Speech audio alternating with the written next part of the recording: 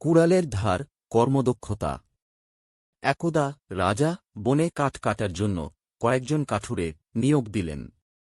সবার মধ্যে একজন কাঠুরে খুব দ্রুততম সময়ে অন্যদের তুলনায় বেশি কাঠ কেটে দেখাল। তাতে রাজা অনেক খুশি হয়ে তাকে প্রধান কাঠুরে নিয়োগ করলেন এবং পুরস্কৃত করলেন। এতে সে আরও বেশি অনুপ্রাণিত হয়ে আরও বেশি পরিশ্রম করে কাজ করতে লাগল। সে প্রথম মাসে 18টি গাছ কাটল। রাজা খুবই খুশি হলেন। সে দ্বিতীয় মাসে কাটল 15টি এবং তৃতীয় মাসে কাটল 12টি গাছ।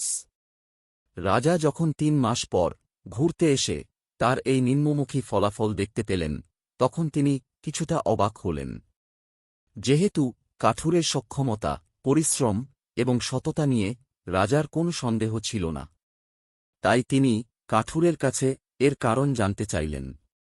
কাঠুরে বলল, মহামান্য রাজা, আমি আমার সাধ্যের কোনো ত্রুটি করছি না, তবুও কাজ কম হচ্ছে। হয়তো আমি বুড়ো হয়ে যাচ্ছি। রাজা বললেন, আচ্ছা, তোমার কুড়ালটি নিয়ে এসো।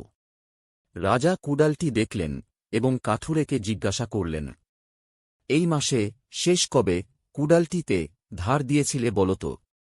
কাঠুরে যে জবাব দিল তাতে রাজা অবাক হয়ে গেল। কাঠুরে বলল, হুজুর, প্রতিদিন বেশি থেকে বেশি কাঠ কাটার জন্য গত 3 মাসে কুড়াল ধার দেয়ার পিছনে সময় দিতে পারিনি। এখন রাজা এবং কাঠুরে দুইজনই গাছ কাটার পরিমাণ কমে যাওয়ার কারণ বুঝতে পারল।